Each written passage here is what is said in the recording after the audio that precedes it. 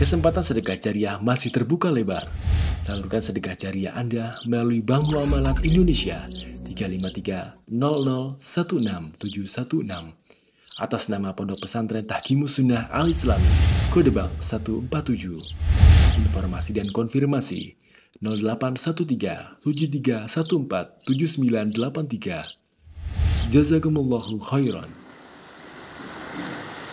Bismillahirrahmanirrahim. Innal hamdalillah wassalatu wassalamu ala Rasulillah wa ala alihi wa sahbihi wa man wala.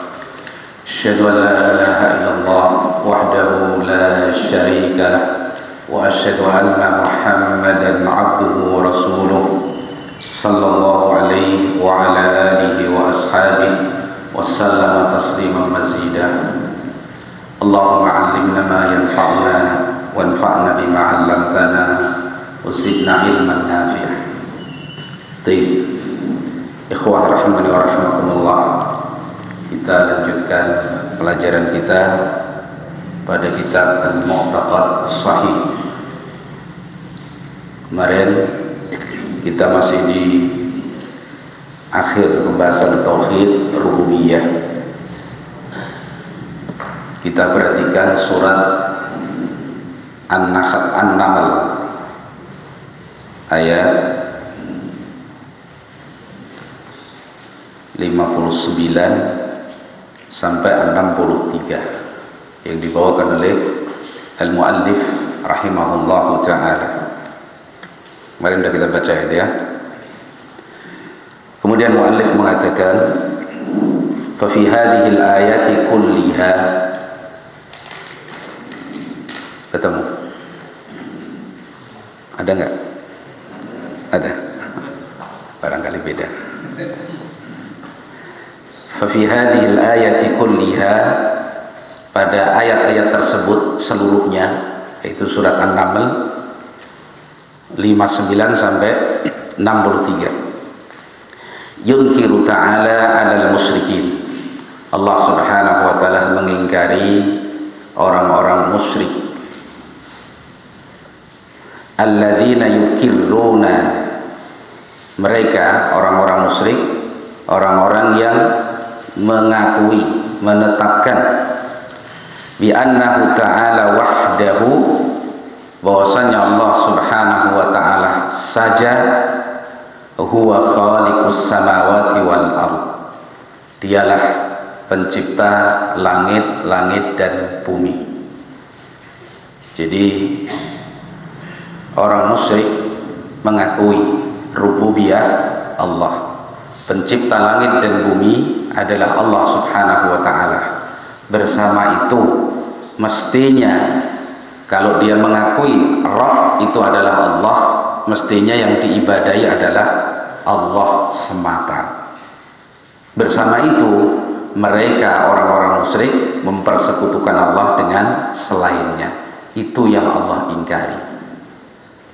Makanya dalam ayat itu Allah Subhanahu wa taala mempertanyakan tentang sifat rububiyah, ditutup dengan qauluhu ta'ala a'ilahun ma'allah, adakah sesembahan yang hak bersama Allah.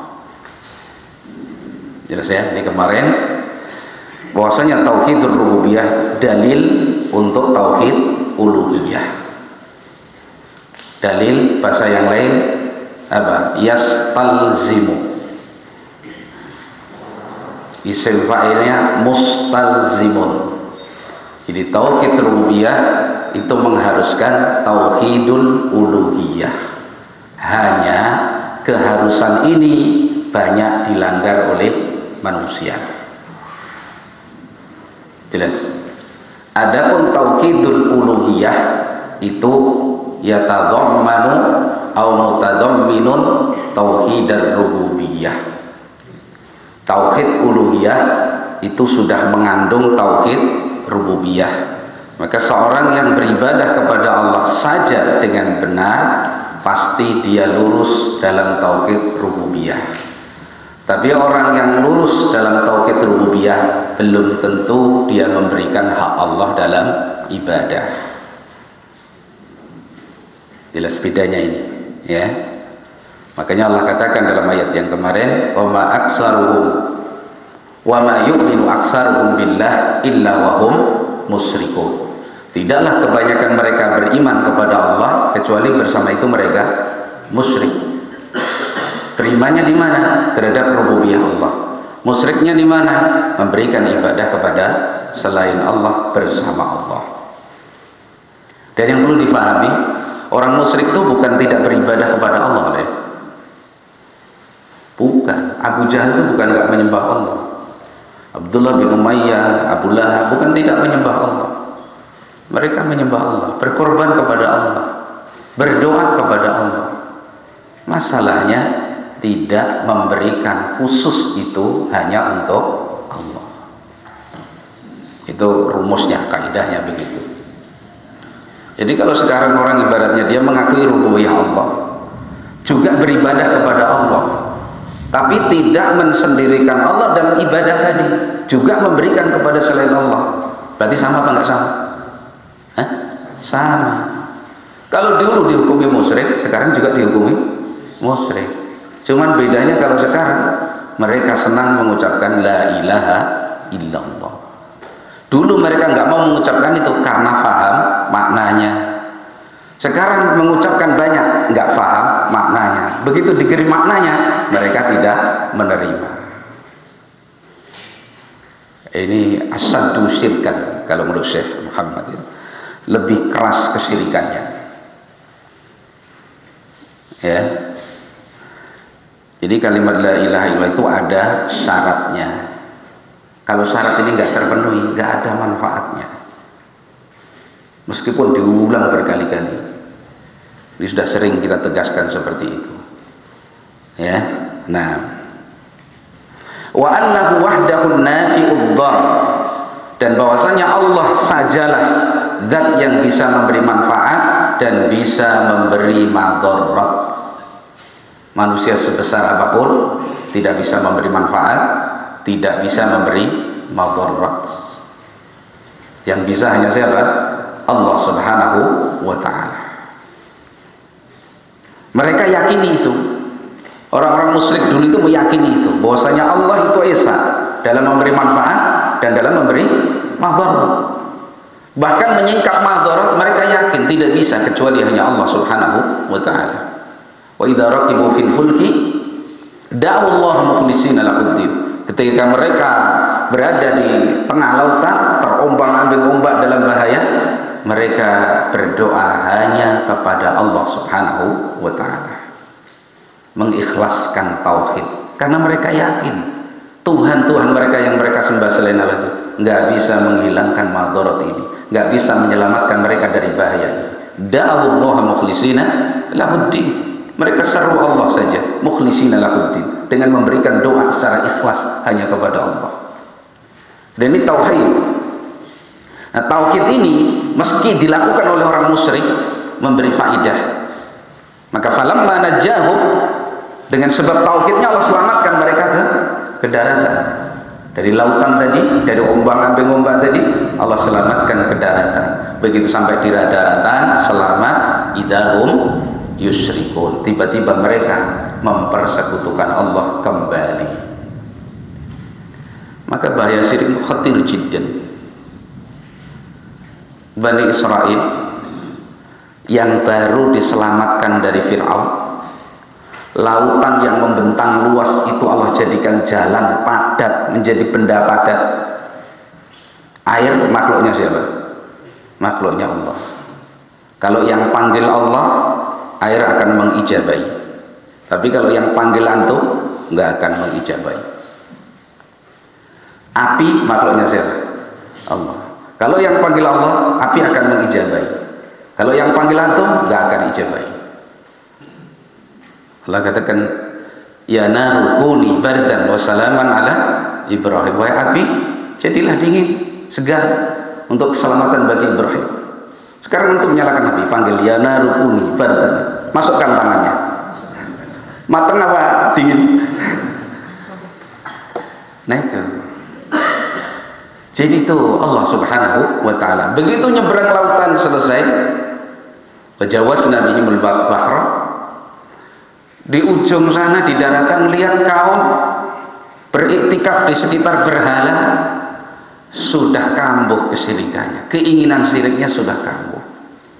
Berkata kepada Musa, ij'al lana ilahan kama lahum alihah. Jadikan untuk kami sesembahan wahai Musa seperti mereka punya sesembahan. Pengen punya orang-orang musyrik. Ini bahayanya kesyirikan, ya. Jadi orang-orang musyrik itu memahami, yakin bahwasanya pencipta langit dan bumi adalah Allah, yang memberi manfaat dan madarat hanya Allah. Kemudian di kaidah difahami kalimat muallif rahimahullah taala, bi anna hadzal iqrar lam yanfa'hum. Pengakuan dan penetapan mereka akan rububiyah Allah ini tidak memberi manfaat kepada mereka sedikit pun.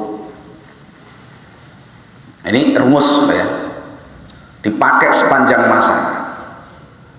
Orang musyrik menetapkan rububiyah Allah, mengakui Allah pencipta langit dan bumi, pencipta seluruh alam, Rabb seluruh alam ini, Allah yang bisa memberi manfaat, Allah yang bisa memberi madarat. Bersama itu, bi anna hadzal iqrar lam yanfa'hum. Pengakuan dan penetapan mereka akan rububiyah Allah tadi tidak memberi manfaat kepada mereka sama sekali. Bukan Allah zalim, mereka sendiri yang menzalimi dirinya, ya. Kenapa? Ij'alu ma'allahi ilahan akhar. Ini penyakitnya. Ketika mereka menjadikan bersama Allah sesembahan yang lain, iman mereka dalam rububiyah la yanfa'uhum, dan tidak memberi manfaat sedikit pun bagi mereka. Ya, difahami baik-baik. Dan ini kejadian banyak di kalangan manusia seperti ini. Kadang mengartikan la ilaha, tidak ada pencipta kecuali Allah, tidak ada Tuhan kecuali Allah, tidak ada Tuhan semesta alam ini kecuali Allah. Bersama itu mereka memberikan ibadah kepada selain Allah. Jadi masalahnya di situ. Kenapa sih iman yang nampaknya masya Allah, tokoh-tokoh yang nampaknya mengerti tentang Islam, kayaknya ilmuwan, kayaknya ahli, tapi tidak memberi manfaat semua itu bagi mereka sendiri. Kenapa? Ij'alu ma'allahi ilahan akhar. Ini kata kuncinya. Ketika mereka menjadikan bersama Allah sesembahan yang lain. Dan ini nggak perlu ibaratnya pengakuan bahwa itu sebagai sesembahannya. Dengan dia atau seorang memberikan ibadah kepadanya cukup. Berarti itu sudah dianggap sebagai apa? Sesembahan. Nah, kalau seperti ini kita melihat keadaan umat ini mengenaskan. Ya, yang sering kita contohkan mereka beristighosah. Istighosah itu doa. Bahkan istighosah itu murni intisari doa. Karena istighosah itu seorang ketika kesulitan minta jalan keluar. Puncaknya manusia itu di situ. Orang kalau lapar mungkin berdoa sambil apa misalnya. Tapi kalau sudah di dalam kesulitan, seperti tadi terombang ambing di lautan begitu, sudah ibaratnya nggak ada cara lagi yang dia dapati untuk selamat, maka mestinya di situ itu khusus hanya kepada Allah SWT. Orang musyrik dulu aja seperti itu. Lah kalau sekarang, ya Syekh Fulan agisni, agisni, agisni, malah diberikan kepada selain Allah. Apa kita katakan muslim? Ahli tauhid hanya dengan alasan dia ustaz atau hafal Quran? Begitu. Ij'alu ma'allahi ilahan akhar yad'unahu kama yad'unallah. Mereka berdoa kepada sesembahan tadi sebagaimana mereka menyeru berdoa kepada Allah. Coba kalau kita minta kepada Allah istighosah, apa? Astaghiitsu bika ya Rabb, astaghiitsu bika ya Allah. Begitu mestinya. Astaghiitsu billah. Dan ini Syekh Fulan agisni ya Allah, agisni ya Allah. Itu ahli tauhid. Lah kalau agisnya Syekh Fulan agisni, sama enggak? Sama-sama diseru. Nah, ketika seperti itu kejadiannya, berarti terjatuh pada syirik, dan syiriknya syirik besar. Manfaat la ilaha illallahnya nggak memberi manfaat. Jangan berpikir kalau dengan cara seperti itu berarti kita akan mengkafirkan manusia seluruh bumi. Enggak seluruh bumi, enggak seperti itu. Dan jangan disamakan model khawarij yang mengkafirkan dengan membabi buta tanpa ilmu. Enggak. Orang yang berbuat syirik kepada Allah yang musyrik, orang yang tidak seperti yang kita tidak hukumi seperti itu. Jelas ya? Bahkan kalau kita meyakini orang sudah jelas-jelas musyrik beribadah kepada selain Allah, kok masih kita katakan muslim? Adakah muslim selain ahli tauhid? Ada? Gak ada. Namanya muslim ya ahli tauhid. Muslim itu apa sih? Sebab dia muslim, la ilaha illallah.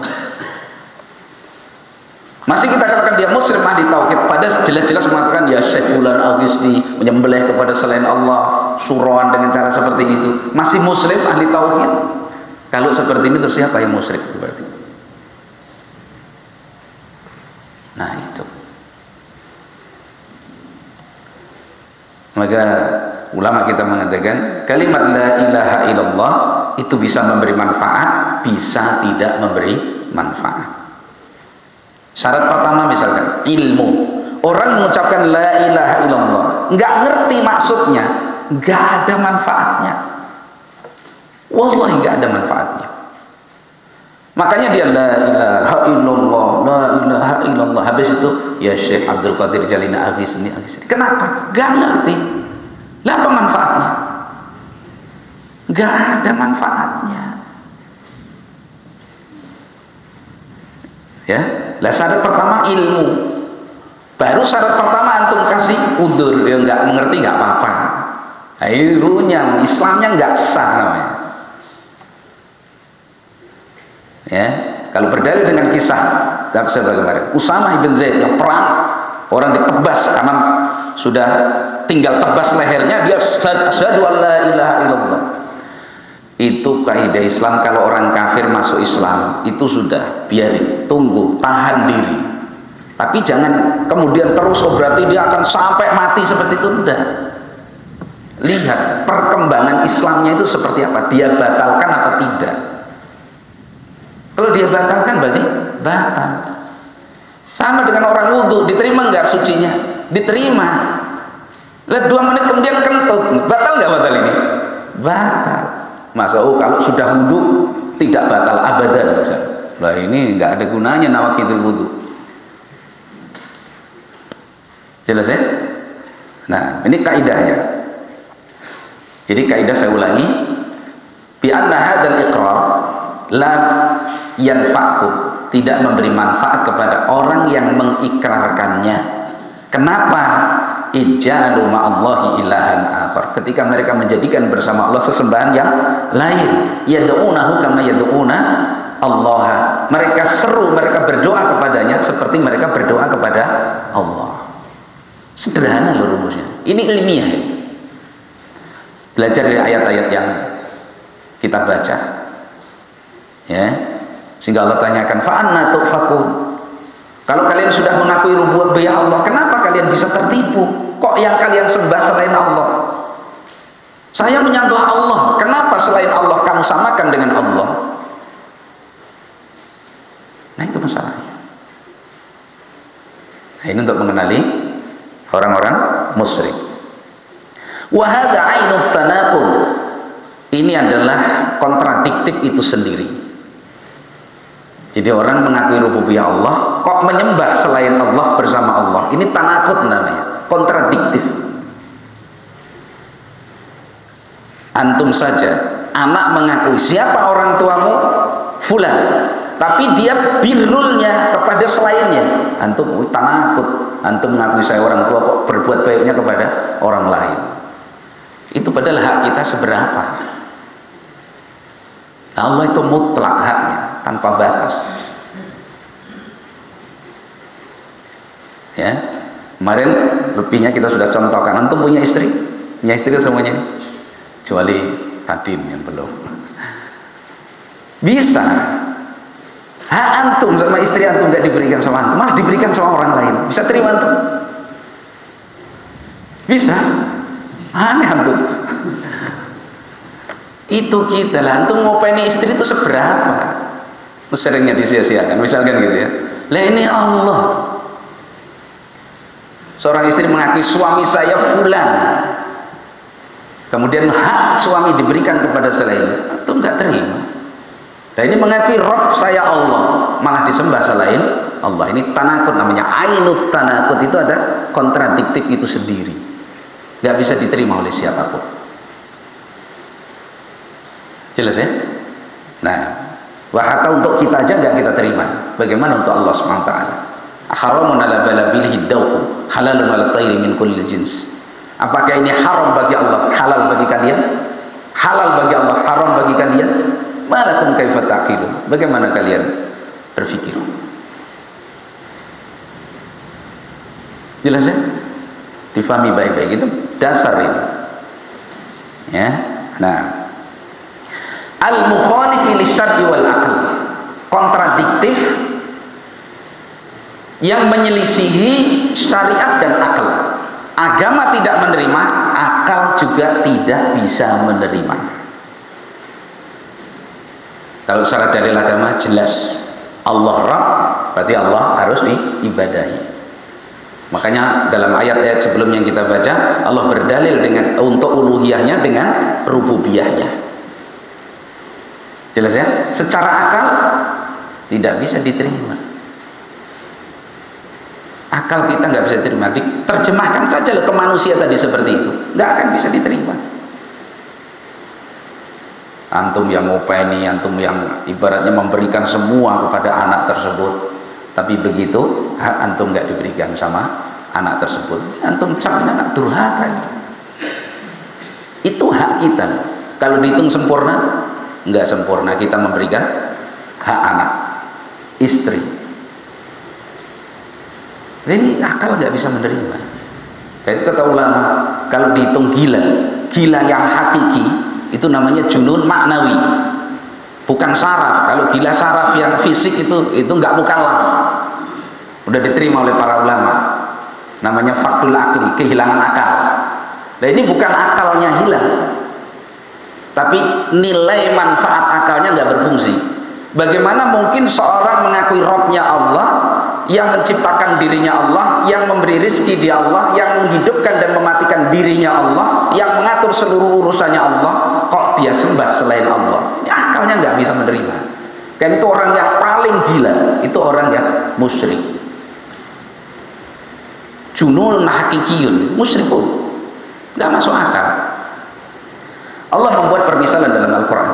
Darabalakum masalan, dalam surat Ar-Rum, darabalakum masalan min anfusikum, supaya mudah dicerna. Allah itu memberikan permisalan kepada diri kita sendiri. Allah membuat permisalan dari diri kalian sendiri, wahai manusia. Hal lakum mimma malakat aymanukum min suraka'a fima razaqnakum fa antum fihi syawa. Apakah kalian, kalau kalian punya budak atau kalian punya pembantu di toko, punya pekerja misalkan, apakah kalian meyakini sama? Apa kalian mau kalau disamakan hak majikan kalian sebagai majikan dengan hak babu pelayan? Apakah mau seorang majikan tuan disamakan haknya dengan budaknya? Itu Allah tanyakan dalam Al-Quran. Fima razaqnakum, dalam rezeki yang kami berikan. Fa antum fihi sawa, lalu dihitung sama. Mau misalnya antum sebagai majikan punya pekerja itu penghasilannya sama, dah bagi rata. Harta saya separuh untukmu, untuk saya separuh. Ada seperti itu? Enggak ada. Apalagi hari sekarang nih, cari pekerja yang semurah-murahnya gajinya, yang bisa menghasilkan untuk sebesar-besarnya, gitu maunya. Enggak mau disamakan. Majikan dengan budak enggak mau disamakan. Tuan dengan pelayannya enggak mau disamakan. Ya Allah bikin permisalan seperti itu. Takhafunahum kakhifatikum, kalian khawatirkan harta kalian sebagaimana kalian khawatirkan diri kalian sendiri. Mengkhawatirkan nanti budak ini jangan-jangan mewarisi separuh dari harta saya, sebagaimana khawatir terhadap diri kita. Ini Allah bikin permisalan seperti itu. Kadzalika nufassilul ayati, demikian kami rinci ayat-ayat kami, liqaumi yaqilun. Allah katakan bagi kaum yang berakal. Sekarang antum yang sarjana disamakan dengan orang yang nggak sekolah, TK 0 kecil dulu, dah nggak lulus itu pun mau disamakan. Wah, antum itu kayak anak TK, mau marah, emosi, nggak saya maafkan, dunia akhirat, kan begitu. Akal kita itu nggak bisa menerima. Nah sekarang itu haram bagi antum, apa halal untuk Allah, gitu loh maksudnya. Antum aja nggak mau lah, kok dipaksakan untuk Allah. Diberikan hak Allah ibadah, diberikan kepada makhluk yang lemah, tidak bisa memberi apa-apa. Jelas, ini bertentangan dengan akal, kontradiktif, nggak bisa. Jelas ya, maksud mu'allif ya. Nah,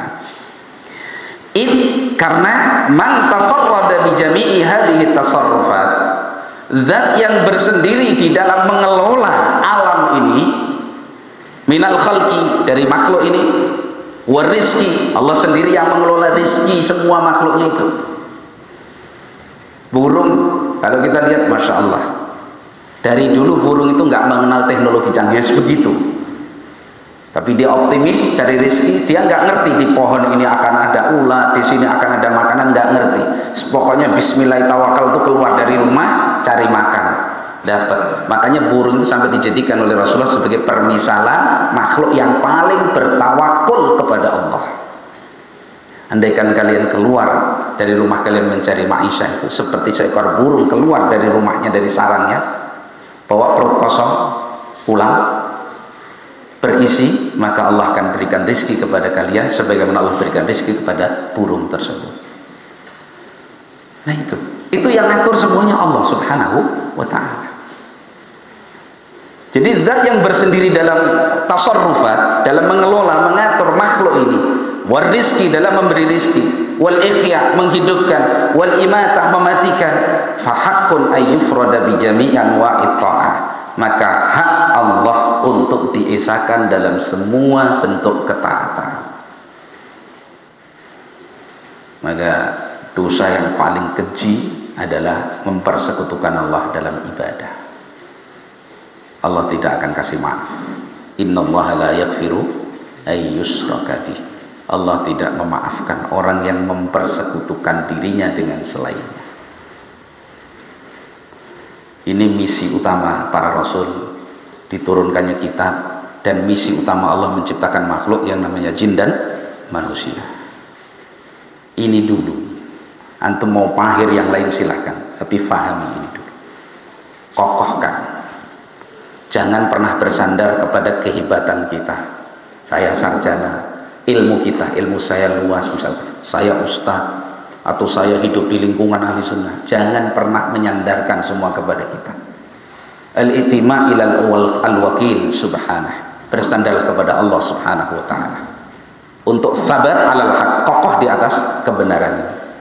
Karena yang paling penting adalah kita mati di atasnya,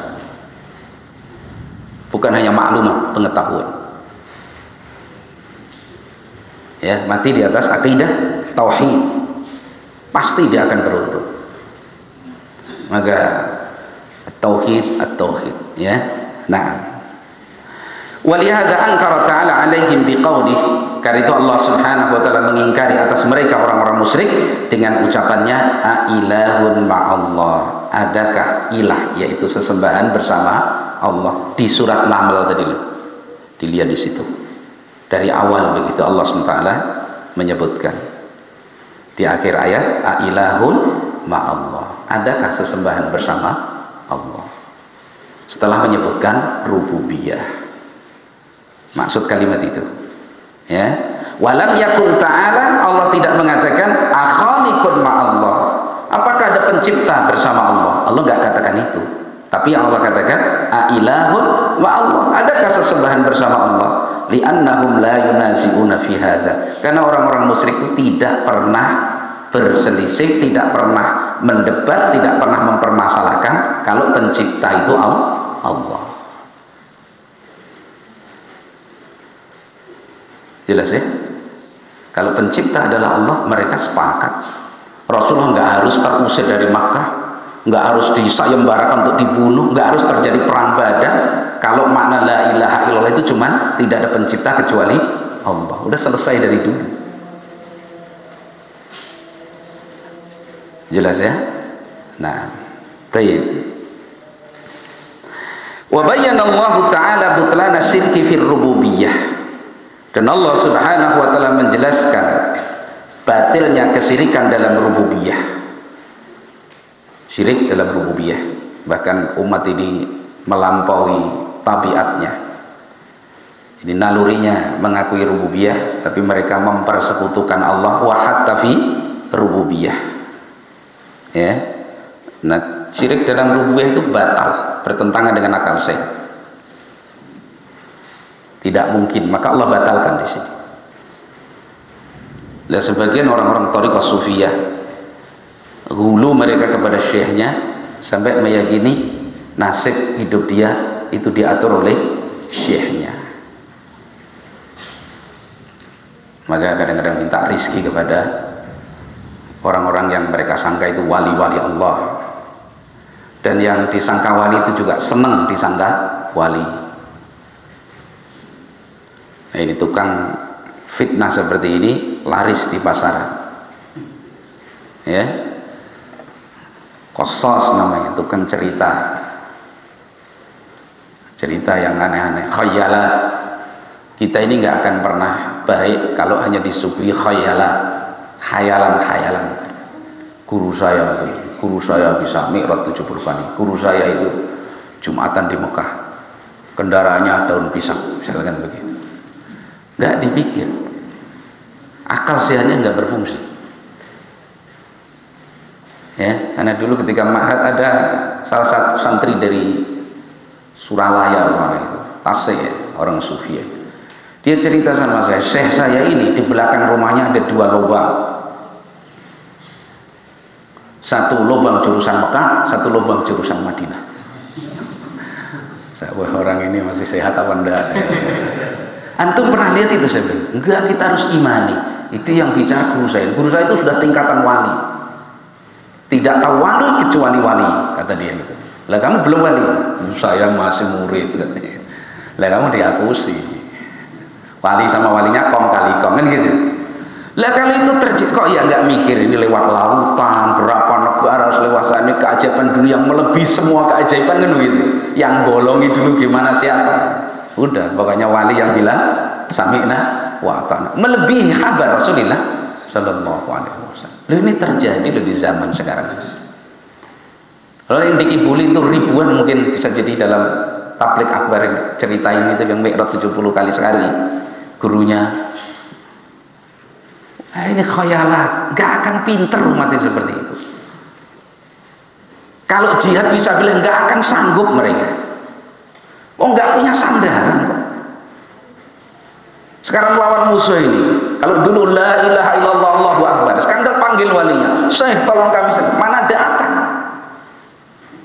Nggak bisa. Jelas. Maka yang paling inti, paling mendasar itu tauhid, terutama dalam tauhidul uluhiyah. Jangan sembah kecuali Allah SWT. Bencilah kesyirikan dengan sebenci-bencinya. Berlepas diri darinya. Wasiatkan ini kepada diri kita sendiri, anak keturunan kita, keluarga kita, siapa yang mampu kita berikan. Radhiya man radhiya wa sahita man sahita. Orang ridho alhamdulillah, orang kok marah ya resiko. Ya. Nah, jadi Allah menerangkan batalnya syirik dalam rububiyah. Enggak mungkin Allah itu punya sekutu dalam rububiyah. Wa annahu law kana dzalika, andaikan terjadi syirik dalam rububiyah itu, ada sekutu bagi Allah dalam rububiyah, la fasadatis samawati wal ardu, tentu langit dan bumi ini akan rusak. Jadi sederhananya Allah itu mau menggambarkan, ibarat saya terjemahkan sederhananya, mobil itu kalau satu setir dipegang oleh 2 sopir, hancur itu mobil itu plus penumpangnya. Satu narik belok kanan, satu kiri, saya mau udah. Contoh sederhana saja. Bagaimana dengan langit dan bumi kalau memiliki 2 rob? Maka mustahil, akal nggak bisa menerima. Nah itu Allah sebutkan dalam Al-Quran. Wa hadza mudrakun aidan bi badahatil uqul. Nah, pemahaman seperti ini, tidak ada syirik dalam rububiyah, tidak ada dua Tuhan dalam satu alam. Ini mudrakun, mudah dijangkau bi badahatil uquli, dengan spontan oleh akal yang sehat. Jadi nggak perlu meneliti dalil, nggak perlu panjang begitu loh. Ya gitu, udah langsung ngeh. Itu namanya badahatul uqul. Nggak perlu berpikir panjang, spontan bisa dipahami oleh akal. Seperti tadi yang kita contohkan, mobil kalau setirnya dipegang dua supir yang masing-masing punya keinginan, hancur itu. Makanya Allah juga permisalkan dalam Al-Quran itu seorang budak yang punya majikan lebih dari satu, dia nggak akan bisa hidup. Karena kalau majikannya satu mengatakan kamu berdiri, pas saat itu majikan satunya mengatakan kamu duduk, ya gimana? Badannya cuma satu. Kalau enggak dibunuh, mati. Itu Allah contohkan dalam Al-Quran. Budak yang punya banyak majikan. Itu maksudnya budak itu hamba Allah ini. Lah kalau punya banyak majikan, punya banyak sesembahan, nggak bisa dia itu. Mau memuaskan semua sesembahan, nggak bisa. Jelas ya? Nah, qala Allah Ta'ala, Allah Subhanahu wa taala berfirman, "Mattakhadallahu min waladin wa ma kana ma'ahu min ilahin." Allah tidak pernah mengambil dari seorang anak. Ini jangan dianggap remeh. Ya. Bulan kemarin misalnya, jangan dianggap remeh. Ya, mengucapkan selamat, gak usah tertipu dengan orang yang membolehkan. Gak ada dulu, sampai cari dalil apapun gak ada. Alasan kemanusiaan, toleransi, muamalah, pergaulan gak ada. Gak ada toleransi dalam bab masalah uluhiyah, akidah gak ada. Lakum dinukum waliyadin. Dan orang kafir aja gak ingin kita lakukan sampai seperti itu. Selamat Natal misalnya, itu resikonya bisa kufur. Dan orang mengaku itu lahir anak Allah, terus kita ucapkan selamat, apa enggak ikrar? Yang penting hati kita terjaga. Siapa yang bisa? Ketika dia membolehkan, dari mana ini? Apa dari mulut saja sampai hati? Boleh. Kira-kira yang suruh mulut ngomong ini siapa? Ya hatinya. Apa kalau sampai dibela, memarahi orang-orang yang nggak membolehkan, itu primitif cara berpikirnya, intoleran. Nah, ini lebih lagi sudah. Jelas ya? Nah, jadi Allah tidak pernah mengangkat seorang anak. Wa ma kana ma'ahu min ilahin. Tidak ada bersama Allah seorang pun sesembahan. Idzan, kalau sampai terjadi seperti itu, ada ilah bersama Allah yang lain, la dhahaba kullu ilahin bima khalaqa. Tentu masing-masing Tuhan tadi akan mengurusi ciptaannya sendiri-sendiri. Nggak mungkin dua itu kok jadi satu. Itu teori orang-orang Nasrani yang batil. Nggak mungkin. Namanya dua itu tetap akan beda. Nggak mungkin bisa sama. Ya. Wala ala ba'duhum ala ba'din. Dan tentu satu Tuhan akan apa? Ala ba'duhum ala ba'din, akan mengalahkan yang lain, berupaya untuk merebut kekuasaan yang lain. Ya. Baik, kembali ke ayat yang disebutkan oleh muallif surat Al-Mu'minun 91 tentang pengingkaran Allah atau penjelasan Allah akan batalnya syirik dalam rububiyah. Allah mengatakan mattakhadallahu min waladin wa ma kana ma'ahu min ilah. Allah tidak pernah mengangkat seorang anak dan tidak ada bersama Allah seorang sesembahan pun. Ya. Idza atau idzal, asalnya idzan, karena kalau seperti itu la dhahaba kullu ilahin bima khalaqa. Tentu masing-masing Tuhan tadi akan mengopeni, akan bersendiri dengan ciptaannya masing-masing. Misalkan langit, ini langit yang 1 sampai 3 ciptaan saya, ini urusan saya. Yang 4 ke atas ciptaan Tuhan satunya. Wah, ribet nanti. Ya, jangan mantap katakan, oh ya kan mereka bisa damai. Nah, itu damai sesaat. Nggak ada penguasa satu tempat 2 orang, kadang-kadang aja belum sampai berkuasa sudah ingin berkuasa, sudah menggulingkan yang satunya. Itu di dunia ini. Secara akal itu yang dikatakan bisa mudrak, ya, bisa mudah dipahami dengan spontanitas oleh akal yang mau memahami itu. Nggak mungkin. Ya ibarat mobil 2 sopir, ibaratnya begitu. Artinya yang mengerjakan pekerjaan tersebut, ya, bukan satu sopir terus duduk manis tidur, nah itu enggak, namanya sopir aja statusnya. Tapi maksudnya mengendalikan kendaraan itu 2 orang. Nah 2 orang itu mesti keinginannya tidak mungkin sama. Sekarang mata kanan mata kiri saja itu beda, tangan kanan sama tangan kiri itu beda. Karena tangan kiri itu ada aibnya, ada kurangnya, maka Allah katakan, Allah disifati oleh Rasulnya SAW, kilta yadaihi yaminani, kedua tangan Allah itu dua-duanya kanan. Nah, ini kalau sekelas orang-orang filsafat pusing nih, gimana? Kenapa? Lu nggak tunduk sama dalil, tunduknya sama akal. Kenapa pusing nggak sampai akalnya? Nah itu.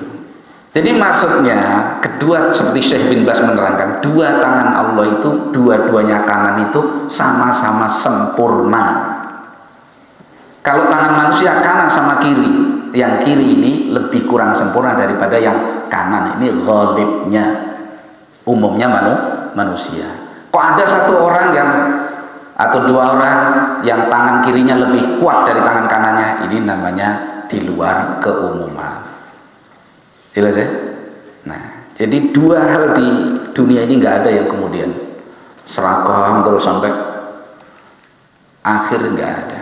Apalagi kok itu sampai Tuhan yang mengatur alam ini ada 2, hancur sudah ini. Ya, nah, fala ala wala ala ba'duhum ala ba'din. Tentu yang satu akan mengalahkan yang sebagian yang lain. Kalau sampai ada 2 Tuhan, mereka akan perang, berebut kekuasaan. Nah, kalau Tuhannya perang, makhluknya ini gimana? Sibuk perang, nggak kasih rizki sama antum, mati semua juga. Pasar tiap hari nggak dapat apa-apa, misalnya gitu ya. Tuhannya sedang perang, sibuk. Nah, ini nggak masuk akal maksudnya. Allah terangkan sampai sesederhana ini. Orang yang nggak berpendidikan panjang pun bisa mencerna itu loh maksudnya. Urusan Allah itu urusan yang sangat dimudahkan. Ilmu tentang Allah itu Allah sangat mudahkan, sampai Allah bikin permisalan yang sesederhana itu, ya. Nah, waqala, Allah juga berfirman, lau kana fihi ma'alihatun, andaikan pada langit dan bumi itu ada Tuhan-Tuhan yang banyak, illallah, selain Allah, la fasadata, tentu akan rusak langit dan bumi, itu pasti, ya. Nah, jadi simpulan dari pembahasan kita bahwa tauhid rububiyah itu mentauhidkan Allah, mengesahkan Allah dalam semua perbuatan Allah, mencipta, mematikan, memberi rizki, mengatur, dan seterusnya dari perbuatan Allah itu rumpunnya di rububiyah. Jadi kalau kita baca ayat Allah misalkan alhamdulillahi rabbil alamin, Rabb semesta alam, berarti yang menciptakan, mengatur, menghidupkan, mematikan, memberi rizki, semua itu hanya Allah Subhanahu wa ta'ala. Tauhidkan begitu. Yang kedua, tauhid rububiyah itu adalah tauhid yang Allah tanamkan di fitrah masing-masing manusia. Nggak ada satupun wahata orang kafir musyrik mengingkari tauhid ini kecuali mukabar, sombong, kayak Fir'aun saja. Allah kabarkan tentang Fir'aun itu meskipun lisannya mengingkari, tapi hatinya mengakui. Ya, itu buktinya ketika Allah kirim adab kepadanya, dia merengek sama Musa. Wahai Musa, singkat, minta sama Tuhanmu suruh nyingkat. Nah kalau dia Tuhan, kenapa nggak dilakukan sendiri? Kan dia mengatakan ana rabbukumul a'la. Begitu dikirim belalang sama Allah, nggak bisa apa-apa Fir'aun ini. Minta sama Musa, wahai Musa, minta sama Tuhanmu suruh menghilangkan adab ini. Nanti kalau hilang betul, Bani Israel saya serahkan kepadamu dan kami akan beriman. Begitu Allah hilangkan, sombong lagi. Itu Fir'aun. Jadi ini tauhid yang sudah difitrahkan oleh Allah dalam masing-masing manusia. Kemudian yang ketiga, tauhid rububiyah adalah dalil untuk tauhid uluhiyah. Seorang yang mentauhidkan Allah dalam rububiyah Allah, mestinya dia tidak memberikan ibadah kecuali hanya kepada Allah. Cuman kemestian ini seringnya dilanggar. Maka yang keempat, seorang yang mentauhidkan Allah dalam rububiyahnya, kemudian tuntutan dari tauhid rububiyah nggak dia penuhi, tapi dia memberikan ibadah yang itu hak Allah kepada selain Allah, maka tidak memberi manfaat ikrar dia tentang rububiyah Allah subhanahu wa ta'ala. Jelas ya? Nah, insya Allah itu kemudian disiapkan untuk pertemuan berikutnya. Butuh biasa lagi pisaunya gitu ya, wiaknya, kantong ilmunya perlu dijernihkan lagi. Kita akan bahas tentang tauhid al-asma wa sifat. Nah, ini mungkin bahan kita untuk memahami, lebih dari memahami tauhid rububiyah lagi, perlu dipersiapkan. Mudah-mudahan Allah mudahkan semua itu ya. Nah, barakallahu fikum. Sallallahu alaihi wa baraka ala nabiyyina Muhammadin wa ala alihi washabbihi ajmain. Subhanakallahumma wa bihamdik, asyhadu an la ilaha illa anta, astaghfiruka wa atubu ilaik. Assalamualaikum warahmatullahi wabarakatuh.